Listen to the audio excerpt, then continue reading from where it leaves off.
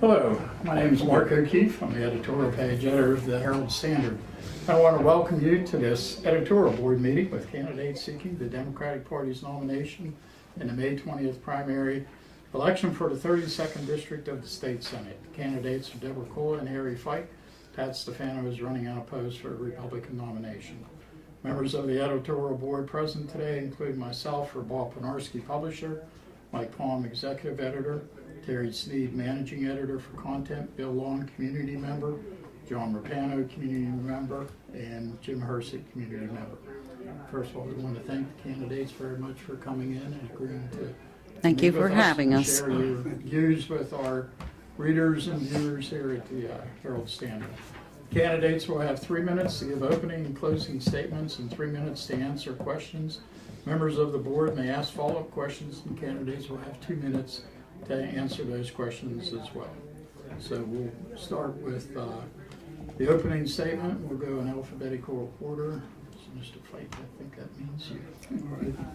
First of all, I want to thank the Herald-Standard editorial board for giving me this opportunity to discuss and explain my decisions to seek the position of the Senate for the 32nd District. My qualifications and business background will suit me to represent the people in the 32nd District. In addition to my successful background, I have served the public as a school director and as a Fayette County controller for 8 years. While under my leadership, I streamlined the operation of the office, which resulted in saving taxpayer dollars. Most recently, as a volunteer, I have proudly served the past 7 years as chairman of the Fayette County Housing Authority. During this time, we've improved our services, and through our actions with the proper oversight, we've reduced the level of crimes in our housing units. Unlike my opponent, I'm not a career politician. As a senator, I can guarantee you I will not be afraid to take on hard issues and not allow the power brokers in Harrisburg to tell me what to do. My decisions as a senator will be solely based on what is best for the people that I represent. If elected, my first priority will be to introduce legislation which will replace the unfair and the overburdening real estate tax system. As I mentioned earlier, one of the biggest problems that has existed in Harrisburg for years, and it still does. Another priority of mine as a senator will be to reduce the size of state legislators and introduce term limits under the current system of government in Harrisburg for the career politicians. Unfortunately, under the current system of government in Harrisburg, it perpetrates the self-interest of the career politician and power brokers. And the only way to correct this is to downsize the government and institute term limits. By doing this, we will give the power back to the rightful hands of the people. Thank you. Okay. Thank you. I would likewise like to thank the editorial board for affording us this opportunity. I have been in the House of Representatives for the past 8 years. Prior to that, I was a district judge in North Union Township for 14 years. And because of redistricting, I was forced into an election at that time and was not retained as a district judge. Looking where I go next in helping people, and that was my main objective. How do I continue to serve my community and dealing with the laws? I know as a district judge, I thought to myself many times, what was the legislature thinking when they passed this particular law? So I wanted to go into that to be a part of some of the legislative process. While in the House of Representatives, I have served on the Appropriations Committee, the Judiciary Committee, the Rules Committee, Agriculture, and Game and Fisheries Committee. Prior to that, I did serve on local government and state government and professional licensure. But I have had a well-rounded opportunity to deal in all issues that affect my constituents and the 52nd Legislative District. Now I have an opportunity to expand to the 32nd Senatorial District. And this will give me an opportunity, as I have learned the process in the House of Representatives and know how legislation comes to be and what it takes to get it enacted. I also know that the final say-so is in the Senate. which means as things are passed out of the House, it's the Senate that decides whether that is concurred, whether it's sent back to us in the House for concurrence. So this will give me an opportunity to take the knowledge that I have gained in the House over to the Senate and be able to speak in an educated way about legislation that the House has proposed, and also be able to hopefully initiate legislation that we have talked about and the Senate has talked about in bringing about changes within this Commonwealth. Representing more constituents gives me an opportunity to be even more hands-on with more people. My office has provided information, has helped with constituent problems dealing with any state department that they are having problems with. And I take great pride in what my office has been able to accomplish in these 8 years. I've been fortunate to have 3 pieces of legislation signed into law in my 8 years in office, which I can tell you, people have told me that have been in the House for maybe 20 years that they have never had a bill passed. And I have had the good fortune of having 3 bills. One, expanding the scope of 30 seconds. expanding the scope of practice of pharmacists. Also, the Missing in America project, giving veterans interment in a dignified way if they were unclaimed within a funeral home. Also naming the highway, Route 43, the POW KIA Memorial Highway. I'm very proud of those accomplishments, and I look forward to answering your questions. Okay, thank you very much. Okay, I'll take the first question. The State Senate recently voted to ban members from accepting cash gifts, while leadership in the State House of Representatives amended its code of ethics to ban members from accepting cash gifts. Are you in favor of such a ban, and do you think that all gifts should be banned? We'll start with Deb. Honestly and truly, I never even knew that it was okay to accept a cash gift while being in the legislature, and I would have never considered taking a cash gift from anyone. I really and truly have not accepted gifts since I've been in there. You will have an occasional dinner once in a while, but that is to deal with an issue that is coming before us that really bringing in the stakeholders gives us an opportunity. I would be in favor of banning all gifts. I have no need for those gifts, nor does it mean anything in my decision-making process. My decision-making is based upon the legislation and what will be best for my constituents and for the Commonwealth. Do you think that the House should also, like the Senate, follow through with making it a law rather than just a code of ethics? Well, really, it can be a law, but I can tell you our code of ethics is as much enforceable as a law is. If you violate that code of ethics, we have an ethics committee that can make recommendations, whether charges are filed against you or what needs to be done in order to correct that problem. But I have no problem with making it a law. Okay. Terry? I also agree with her. The cash gifts should not be available to anybody that's in any elected office, not just Senate, but I believe that that's the root of all evil. That's where it all starts at, and it's the beginning of a bad ending. I haven't had the opportunity, or I have not been asked, other than till today, what I thought about that, and I absolutely would not be in favor of any of that.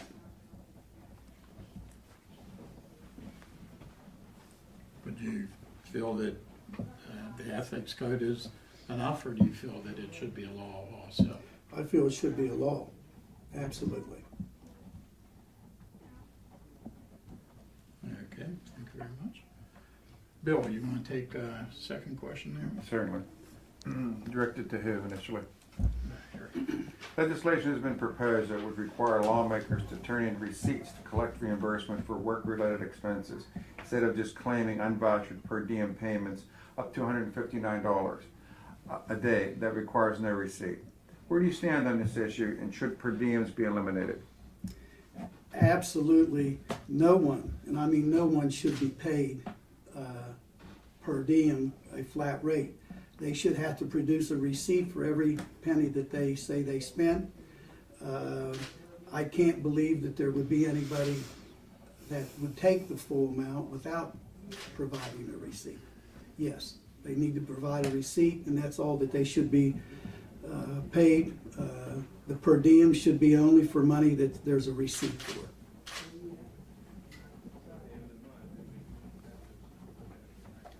Okay, my turn? Okay. I can tell you I have taken per diems since I have been in the House of Representatives.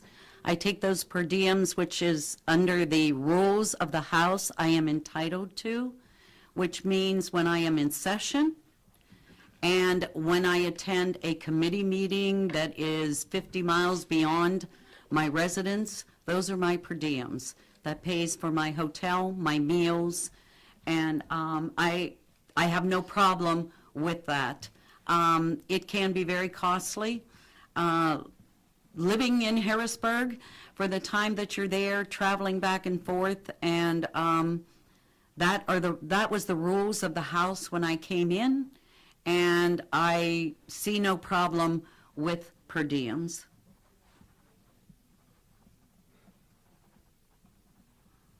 Do you think that they can be abused, though?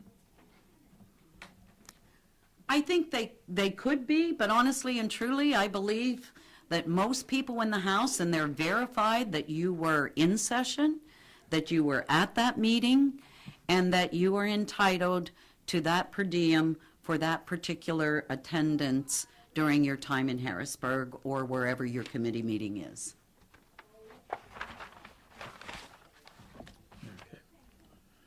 John? Do we have an opportunity to ask questions too, or? No. Okay. I mean, you can, No, I when just when want- it's your turn to speak, you can speak to whatever it is that you want to speak. Plus, you'll have a closing that you can address anything that we didn't talk about here. Joanne, you want to take the third question? I think this one's addressed to Representative Hoover first. Common Cause and others in Harrisburg have called for campaign finance reform, which would include limits on the size of contributions that can be given to candidates and the amount of money that candidates can spend on statewide races, such as governor, attorney general, and treasurer. Do you agree that there should be limits on donations and how much money can be spent on individual races? I definitely believe there should be campaign finance reform, and believe me, right now, I can say that tremendously, that I think if you look to the federal government and what they have done in campaign finance reform, I think it would be a great opportunity for us to really take a look at that. I think there should be limits, and I know just what it takes to run a campaign on the level that I am in right now is a great kind of financial situation where I think if you work hard, if you knock doors, and you get out and meet people, you can do it with a lot less money. And that's what my campaign is based on right now. Okay, Harry? I feel that there should be a limit on what the spending is, and like Mrs. Cole has said, this is an expensive undertaking. There's a lot of money that you do have to spend. Fayette County, not quite as bad, but in Somerset County, the voters are very far apart. The mailing is outrageous. Paying for the advertising and your signs and billboards are expensive. There's certain areas that you have to touch. If you're new to this political thing, it's even worse. You don't have the name recognition, and I know there should be a limit. At this particular time, I don't know what that limit is, but I will tell you at the end of this campaign. It's an honest answer. Yes. Okay. Secretary, you want to take question number 4? Yes. Fayette County's unemployment rate increased in February from 7.2 to 7.5%, ranking it 58th among the state's 67 counties. Somerset County's unemployment rate is also high at 7.9%. Is there anything that can be done to improve the economies of both counties? Well, I guess you need to start, I think, with the infrastructure. You know, they put in this highway out here on 43, and we were going to start booming right away. We can't get water and sewage to it. So who wants to build on a road where there's no utilities? How that would have happened without our former people taking note, I don't know. But without infrastructure, I can't see how the unemployment rate's going to get any better until we have something to offer the people to bring jobs in here. So the infrastructure, I guess, covers a lot, and I'd say we need to work on that right away for jobs. Do you see the expressway then being like the impetus for growth potentially if there's less service? Yes, I do. How would you try and improve the infrastructure?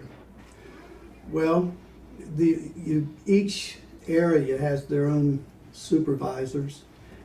Each area, just like with Nemacolin, well, there's been a lot of changes made up there to make that work.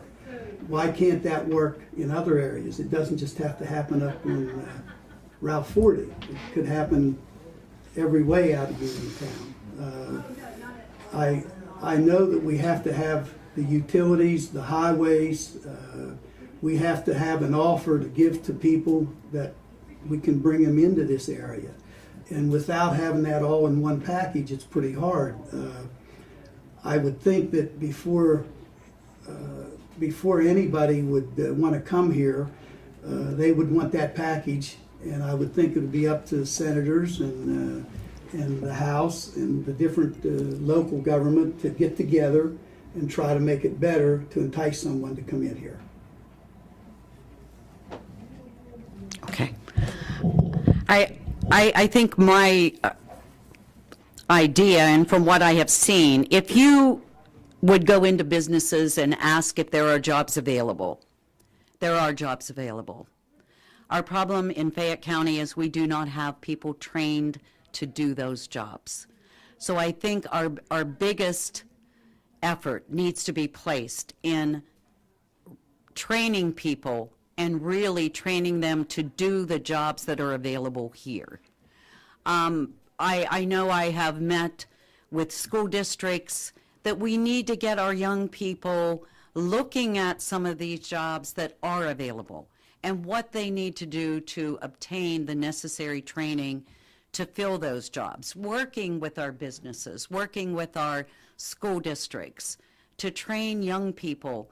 I mean, pretty soon we are not going to have welders or mechanics or machinists or anyone that are necessary to do many of the jobs. And these are life, family supporting jobs that pay well, but we need to get people trained to do them. People that have lost their jobs, that we can get into training to fill those positions. I've met with many business owners, many places that are out there seeking jobs. Just at a MLP Steel in Scottdale, I mean, they are, craving for people, for welders, for people to do this work.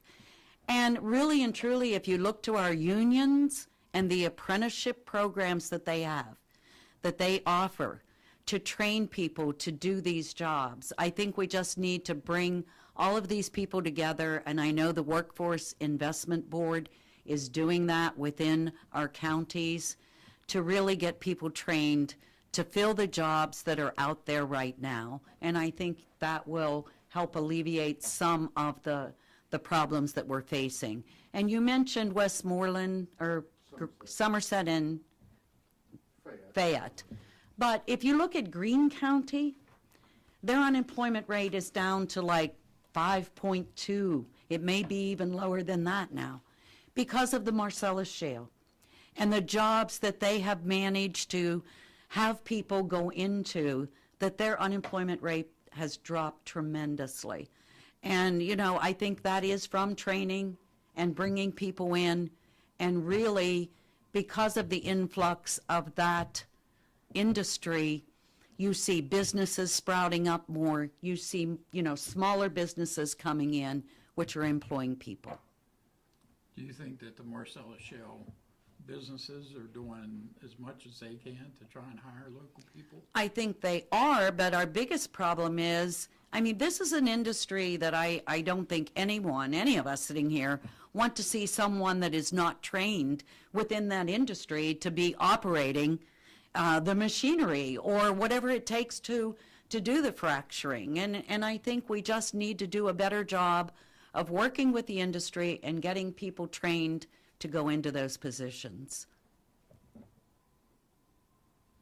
Okay, Do I answer that too? no, you, that was just kind of an aside from what you had talked about. Yep, wait, question number 5? This is for her. This is for- No, for you. Yeah. He answered first, right, it's me. Keeping with the Marcellus Shale. Sure. The Democrat candidates for governor have all called for doing away with the impact fees for Marcellus Shale industry, which raised about $220 million last year, and switching to a severance tax, which they claim could raise $1 billion or more. Fayette County received about $1.3 million in impact fees last year, while its municipalities received about $1.4 million. Do you think impact fees should be maintained, or are you in favor of severance tax? I definitely believe impact fees should be retained. What it has done for our municipalities has been wonderful. Any supervisor that you talk with or any borough manager will tell you those impact fees have really helped to ease some of the pain that our municipalities are going through. However, and another thing with the impact fee in Act 13 was the fact that because of the challenge, the Supreme Court challenge, municipalities are able to have a say-so in what happens within their municipality. The original bill took that out. It took the preemption out. That clause took it away from our municipalities. So, with Act 13, each municipality gets to decide what's best, where drilling can be done, where it can't be done. So we want to retain especially that part of it. I think the Marcellus Shale industry and the resource that we have right now, I think we can do both. I think we can still keep the impact fee, and with a small severance tax, say 5%, could still not do any harm to the Marcellus Shale industry, but would at least give us back what our resources are worth, because those are resources that are being taken from Fayette County, Westmoreland County, Greene County, wherever. And I think they should be taxed just like every other state around us. We are the only state that does not have a severance tax. But I think there is enough that we could still have the impact fee, which would help our municipalities, because we all know that the severance tax would not come back to the municipalities. It would be retained in the general fund. So that would be the reason that I would want to keep the impact fee. So you would think that somehow then the impact fee would be just taken out of the severance tax money? Is that how you would kind of? Well, see the that impact fee is determined about how many wells, and, I think it's $50,000 for one type of well and $10,000 for another, horizontal, or whether it's horizontal or vertical.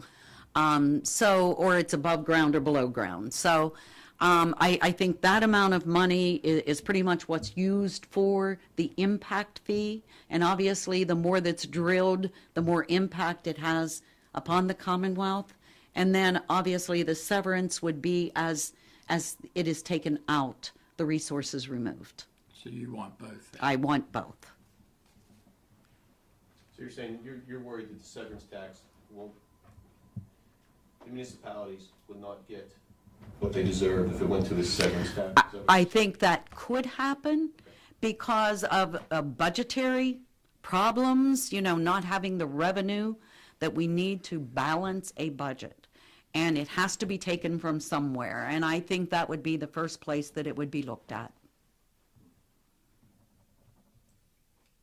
You'll have to ask the question again. That's okay. Question is, to summarize, Democrat candidates for governor called for doing away with impact fees for the sale shell industry, where Pennsylvania saw $220 million last year, and switching to a severance tax from an impact fee. In Fayette County, the impact fees were, we got about 1.3 million for outside, about 1.4 million. So do you think impact fees should be maintained, or are you in favor of the severance tax? I think that any fee that we can get from the Marcellus should be intact, any fee. I think a lot of our problems in this area and a lot of the other areas it's right underneath our feet.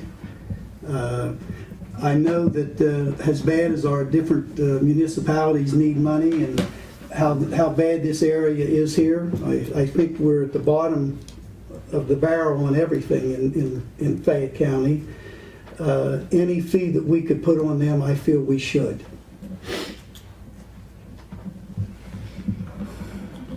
What about the severance tax? Is that something that you're Yes. also in favor of? Yes, I would that be. too? Yes. So basically, you're agreeing with Yes, I am. Mrs. Cole. Okay. Yes, sir. Okay, Bob, you want to take the question number 6?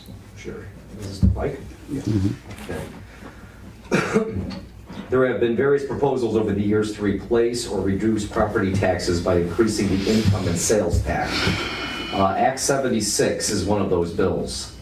Voted down in the House last year, it's still alive in the state Senate, being supported by State Senator David Argo.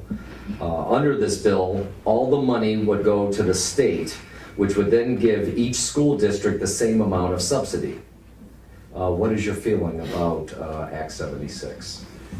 Well, to start out with, the elderly people aren't being taken care of. Their income is very poor. And I feel that, now you're talking about doing away with property tax. Do I understand that right? Right. Okay. I feel that we should take away the property tax, absolutely. And I feel that placing possibly a little more on a state tax would be fine. And I also feel that if they raise the sales tax, everybody should pay their fair share. And right now, the elderly people that have retired that didn't have pensions, it's pretty hard on them. From what I understand, their average income's a little over $8,000 a year. And that's almost impossible for anybody to live on. Yes, I think they should eliminate the property tax. When you say estate tax, do you mean an income tax or a sales tax Well, increase? in business, we pay a state tax besides the internal revenue. And I believe that fee was 3 something, and they'd raise it maybe 1%, along with maybe the sales tax, yes. Okay.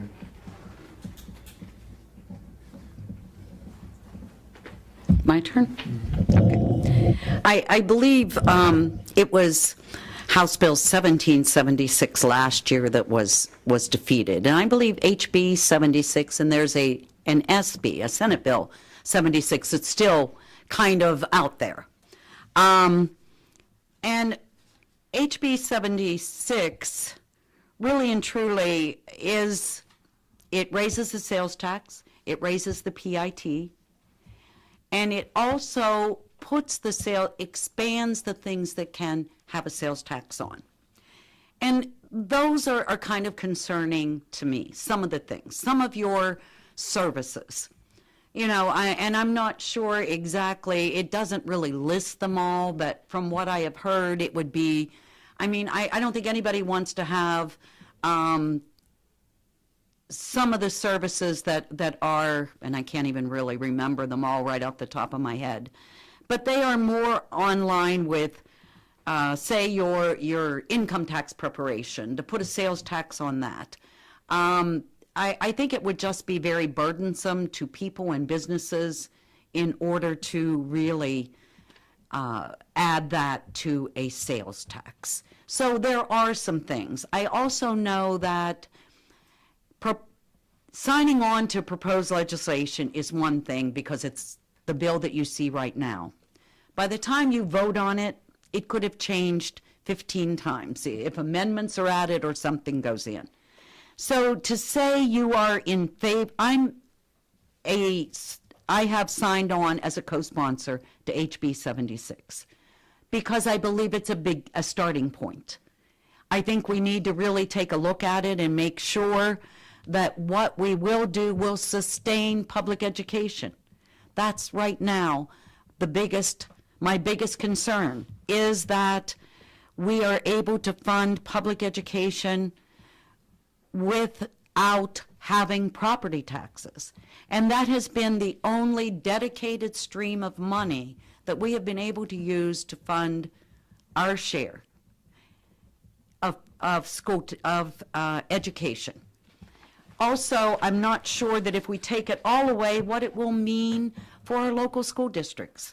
Does it mean that if the state is putting in all of the money, that they now have the total say-so over what happens in our school districts? I think that's something we need to be very careful of. I think people are very concerned that they want to have a say-so in how their school districts are run. There is a bill in the Senate, I think it's Senate Bill 299, that freezes property taxes for anyone 65 years of age or older. And you would have two options if that is frozen.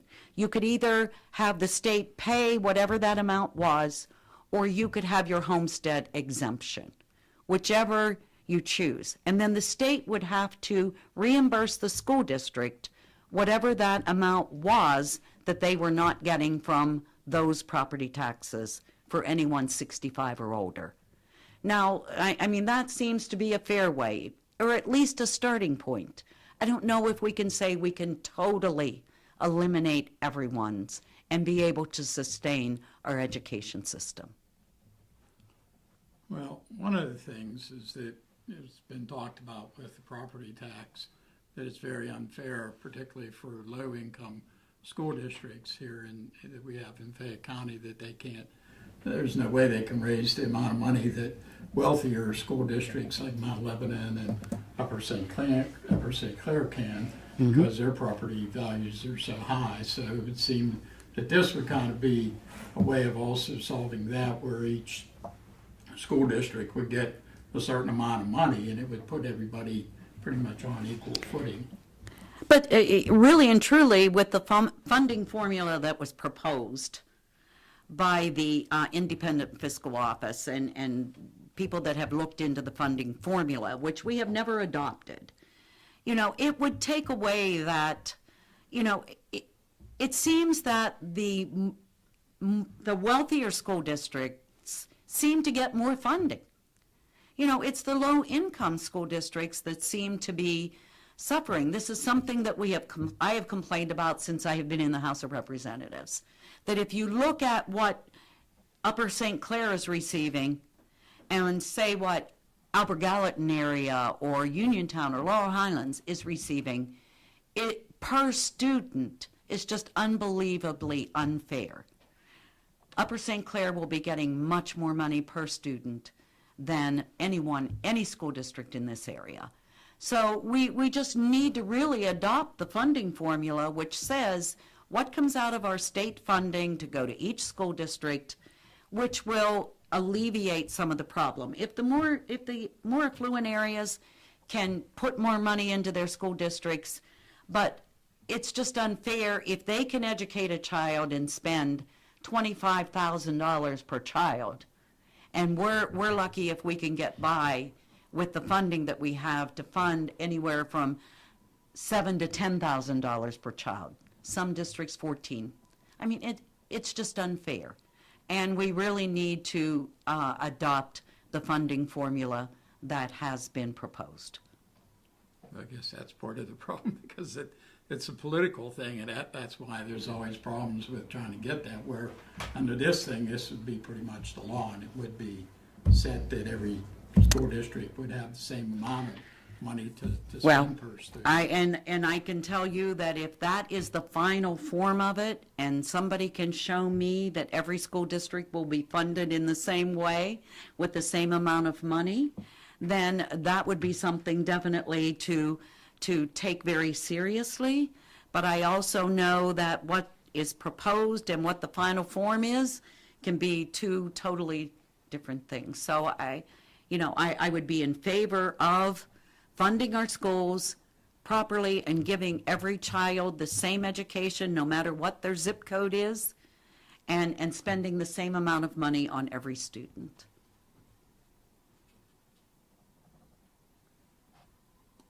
Okay. Jim, you want to take the question number 7 there? Yes. Some say Pennsylvania's public pension plan for state employees and public school workers is underfunded by approximately $40 million, posing significant problems down the road. Governor Corbett has proposed putting new hires on a 401k plan and sizable increases in employee contributions. Democrats have proposed floating a bond to ease the shortfall. What do you think should be done to solve this problem? I'm first. Okay. Well, and I can tell you that that is a very, very big problem right now. In appropriation hearings this year, when PSERS and SERS testified before us, they felt that the two plans, and both actuarial people thought that both plans, having two plans, would totally decimate the system that we have right now. You can't underfund one and be paying out on retirements when there's really nothing going in. I mean, if on new hires, it just would decimate the current system that we have. We have people that have signed on in a contract and have worked their entire lives, basing their future life on a pension that, and they have taken the concessions. They have increased the age for retirement.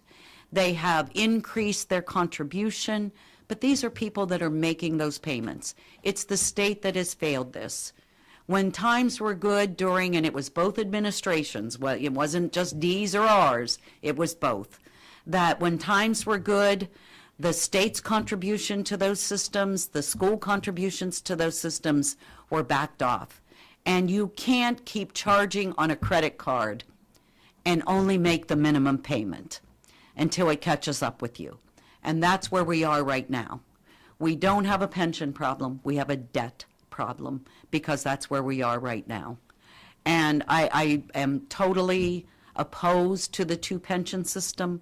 I think it would destroy what we have. There are other pension reform issues out there that will put a real burden on employees that, especially females employees, whether they leave because of maternity leave or whatever, they come back, they would have to go into the new system. I mean, it really, if you really read the 200 and some pages in some of them, I mean, there really are a lot of things that need to be addressed. But we do have a pension problem. If it takes a bond issue to relieve it, although I really believe that Act 120 that we adopted in 10-11, if we give it a chance, I think it can work, but we really haven't given it a chance yet.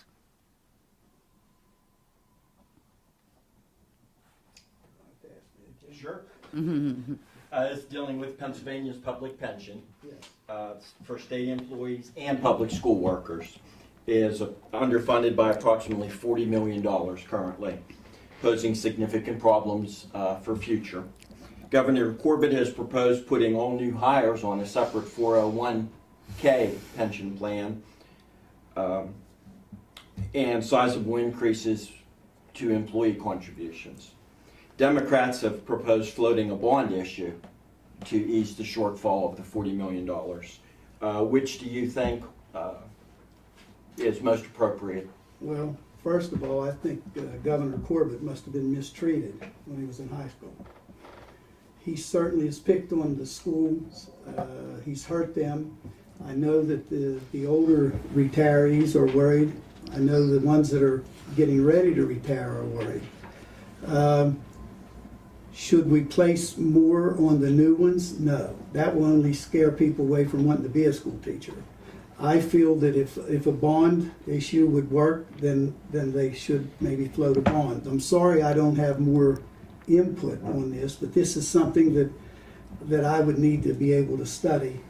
It's something that I'm not involved in enough to be able to tell you how I feel at this point. But I guess before I'd want to hurt anybody from becoming a school teacher or taking that route, because education is so important, I think that they've put enough hurt on everybody, old and new, and I think if the bond would be the issue, and that would possibly be what I consider.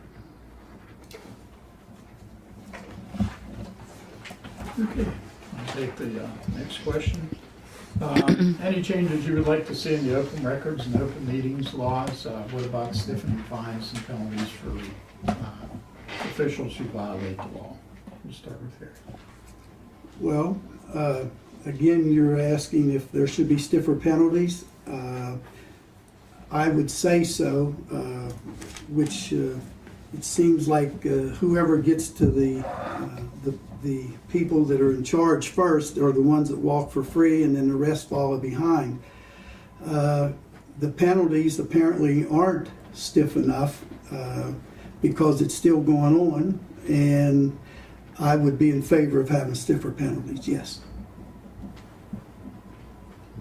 What were some of your thoughts about the open meetings and open records law, being chairman of the Fayette County Housing Authority for 7 years? Did you find them troublesome at all, or did you? Not really. You okay with everything? Yes, not really. It's fine.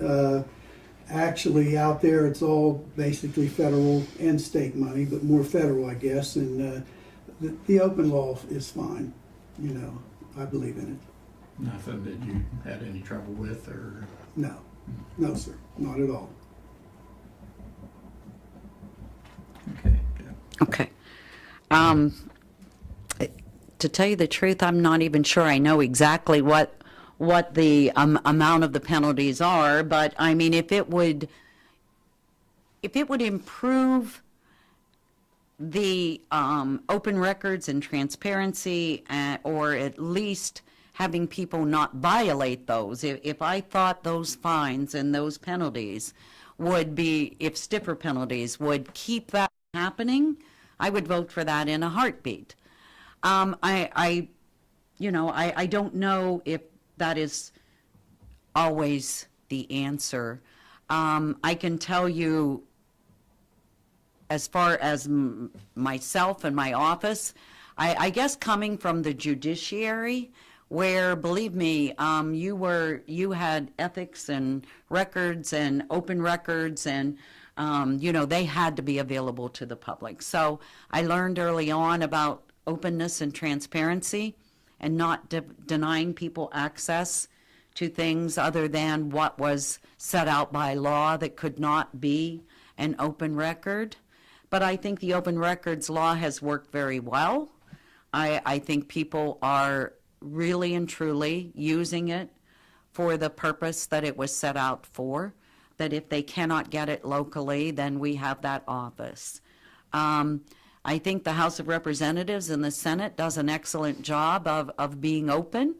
You can contact the chief clerk or anyone within those areas and receive information on anything that I do. And I know I get right to know requests every day that the chief clerk will send saying somebody requested something. PCN gives you an open record of all of our legislative action.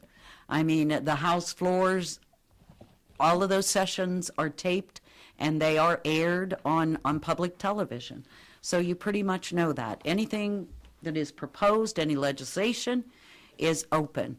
And as far as myself, if someone wants to know something about me, I'm more than happy to provide that information to them or have it provided through the chief clerk's office.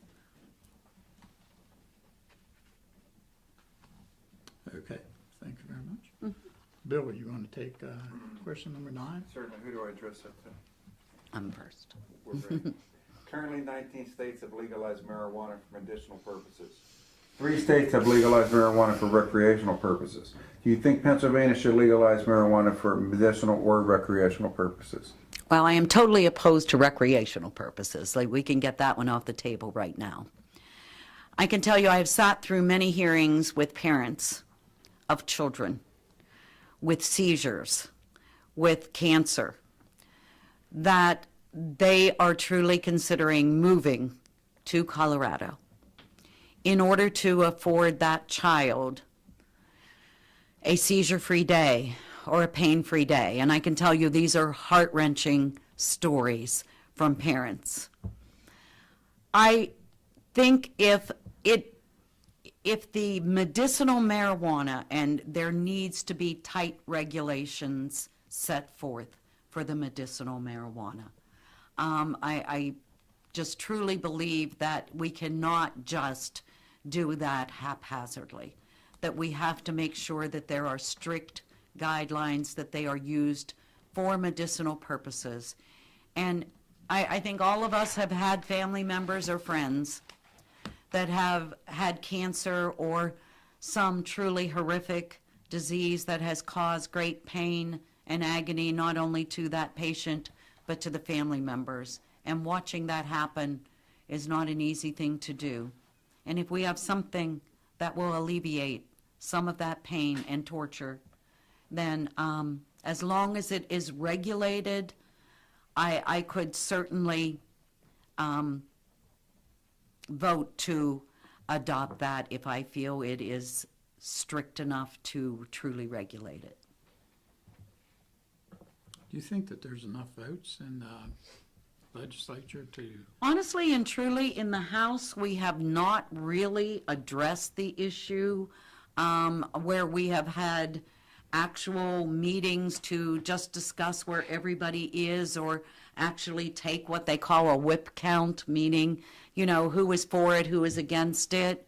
I think the Senate right now is doing more of that and really holding hearings, and really they are the ones that are proposing the legislation. But, you know, if it comes over from the Senate, that's when we will really get into it. And I think most people right now are of that opinion, as long as it's regulated strictly and adhered to. If we can give relief, then I think all of us are compassionate enough to want to do that. Okay, Gary? I feel that we should legalize it for medical purposes only. Right now, there's medicine that's just as dangerous as that you have to have prescriptions for, and the government has put rules and regulations on it, and they've got that under control, so I'm sure they can do that with marijuana. I wouldn't want to see anybody suffer if marijuana could help them through their bad times. When you read the paper, you think they have already legalized recreational marijuana here, but I would be against that totally. The only way I would vote would be strictly for medical and not recreational. Okay, thank you very much. Okay, this will be our 10th and final question. You want to take that, John? Yes, there has been talk about reducing the size of the state legislature. Where do you stand on that? And will anything reducing the number of state legislatures ever be passed? We'll start with Harry. Yes, I'd be in favor of reducing it, absolutely. And your question was, do I think there would ever be? It will never be passed. Well, depending, I guess, how bad they need their jobs, I personally would vote to reduce it. I feel that we don't need that many. I would be in favor of reducing the Senate seats also. I know that sometimes there's overkill in any jobs, and I feel that with what we're spending to just operate government today, there needs to be cuts, and that's starting from the top and coming down.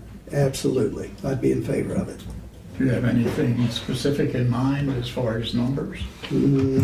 Approximately 150 legislators and 30 to 40 senators. Okay. Okay. That was legislation that was voted on in the House. I can tell you I was a no vote to reducing the size of the legislature. My reason being, coming from a rural county, and we talked about the difference in school districts, I can tell you that I truly believe that I know right now that it's hard enough with what we have right now in the House of Representatives to have our voice heard in rural counties. And I believe if the legislature were reduced, this area would probably be controlled by someone in Allegheny County. And I really don't want that. I don't think they would, I think that would fall on deaf ears as far as our rural counties like Greene, Fayette, Washington, Westmoreland. Plus, you would need more staff, more employees in order to cover the large area that would entail that legislative district. And I can tell you it means very much to my constituents and to me that I can have one-on-one conversations with them. When they have a problem and they want to come to me, or they have a suggestion on proposed legislation, to be able to actually meet with me, for me to be able to attend functions when people want you to come and speak about a particular topic. It would be nearly impossible. And I probably, if you went around the room here and asked how many times you have seen your your congressman or senator from this area within this district to meet with people or talk with people, because they just can't be everywhere. And I think we would lose that if we reduced the size of the legislature. When I voted no, it wasn't because of me or my job. By the time that would have happened, how many years down the road when you're considering, voting on it 3 times within the legislature and then referendum vote, I probably wouldn't even be around when that reduction came to be. But I just don't think that the voice would be heard for rural counties, rural needs, and meeting the needs of constituents within this area.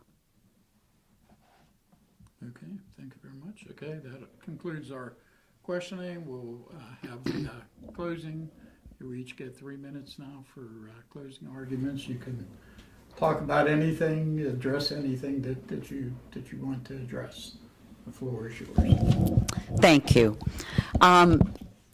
I truly appreciate the questions that were asked here.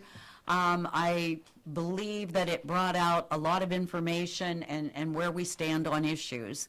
And I truly thank each and every member here for their questions and their follow-up questions, because I think it really will help people in their decision-making when they go to the polls on May 20th.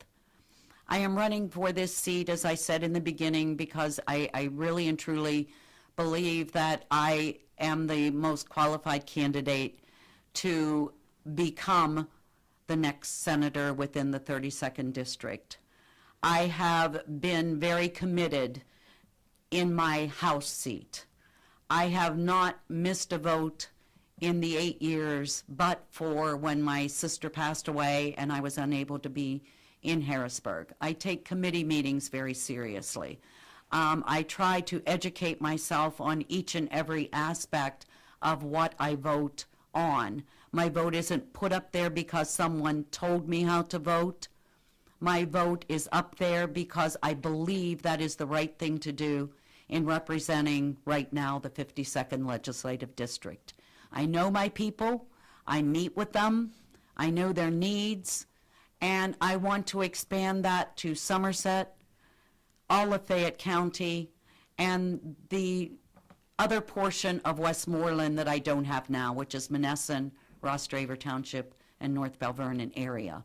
I believe I will represent those people well. I have built up credibility in Harrisburg. I have not been handpicked.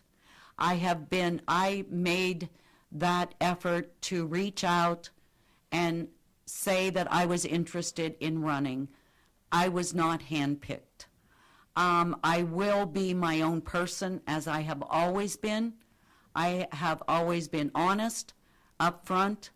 I have built up credibility within the House of Representatives, and that's what I will take to the Senate, meaning that I know I will have new rules to learn in the Senate, and I will do that. And I will do this job to the best of my ability and continue to provide the services that I have in my 8 years in the House of Representatives. I look forward to the May primary. Really and truly, it can't come soon enough right now. And I would just ask that, and hopefully people will cast their vote for Deborah Kula in the May 20th primary. Thank you. Okay, thank you very much. Gary? Again, I want to thank you for giving me this opportunity to talk about my decision to run for state senator. And only am I so qualified to do the job. Again, let me stress that I am going to Harrisburg to fight for reform. Number one, I would fight for property taxes to do away with. Number two, I definitely would work to downsize our government. Number three, I feel there should be term limits placed on any of these elected offices. And number four, I will be the true voice and not a career politician. Unfortunately, for the career politicians, there is no room for the truth in Fayette County, and the truth is merely an inconvenience for a career politician. Again, thank you. Okay, once again, we want to thank both the candidates for coming in to meet with us and share your views with Herald-Standard readers and viewers out there. And I want to thank you out there for watching and listening. My name is Mark O'Keefe. I'm the editorial page editor for the Herald-Standard, and we'll see you later.